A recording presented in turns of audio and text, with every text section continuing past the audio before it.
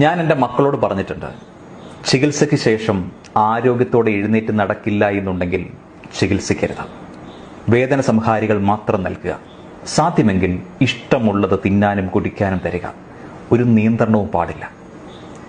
സർക്കാർ ആശുപത്രിയിൽ കിട്ടുന്ന ചികിത്സ മാത്രം മതി. നാട്ടുകാരോട് പോയി പണി നോക്കാൻ പറയുക.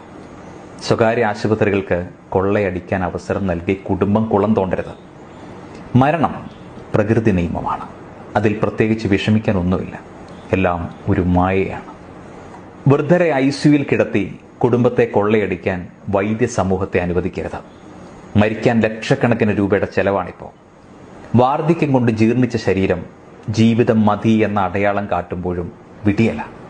ആഹാരം അടിച്ചു കലക്കി മൂക്കിൻ കുഴലുകൾ ഇറക്കി ഉള്ളിലേക്കങ്ങ് ചെലുത്തും.